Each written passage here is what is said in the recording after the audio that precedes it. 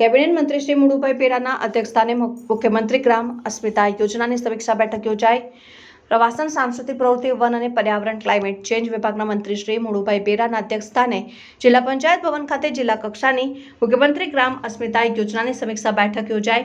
બેઠકમાં થયેલી ચર્ચા અનુસાર તાલુકા કક્ષાએ 6 શ્રેષ્ઠ ગ્રામ પંચાયત શ્રીની પસંદગી કરવામાં આવી, જે અનુસાર જામજોધપુર તાલુકામાંથી સેસર કાલાવડ તાલુકામાંથી મોટી નાગાજર, જામનગર તાલુકામાંથી ફલ્લા, ધ્રોલ તાલુકામાંથી કાતડા, લાલપુર તાલુકામાંથી નવી પીપરગામ અને જોડિયા તાલુકામાંથી જશાપુર ગ્રામ સરપંચ શ્રીની પસંદગી કરવામાં આવી અને જિલ્લા કક્ષાની અમલીકરણ સમિતિ દ્વારા એક શ્રેષ્ઠ ગ્રામ પંચાયતની પસંદગી કરવામાં આવે છે। આ ઉપરાંત તાલુકા કક્ષાએ પસંદગી પામનાર શ્રેષ્ઠ સરપંચ શ્રીને ₹25,000નો પુરસ્કાર આપવામાં આવશે। જિલ્લા કક્ષાએ પસંદગી પામનાર શ્રેષ્ઠ સરપંચ શ્રીને 1 લાખનો પુરસ્કાર આપવામાં આવશે અને રાજ્ય કક્ષાએ પસંદગી પામનાર શ્રેષ્ઠ સરપંચને 5 લાખનો પુરસ્કાર મુખ્યમંત્રી શ્રીના હસ્તે અર્પણ કરવામાં આવશે।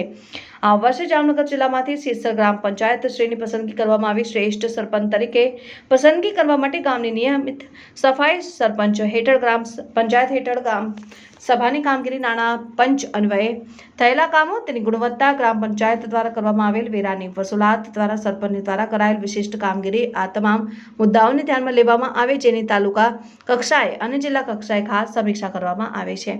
ઉક્ત બેઠકમાં જિલ્લા પંચાયતના પ્રમુખ શ્રીમતી મેયબેન કરસર, જિલ્લા વિકાસ અધિકારી શ્રી વિકલ્પ ભારદ્વાજ, જિલ્લા ગ્રામ વિકાસ એજન્સીના નિયામક શ્રી શારદા કાથડ, નાયબ જિલ્લા વિકાસ અધિકારી શ્રી ગઢવી, મુખ્ય જિલ્લા આરોગ્ય અધિકારી શ્રી ડોક્ટર નુપુર પ્રસાદ, જિલ્લા શિક્ષણ અધિકારી શ્રી વિરજા અને સમિતિના અન્ય સભ્યો ઉપસ્થિત રહ્યા હતા।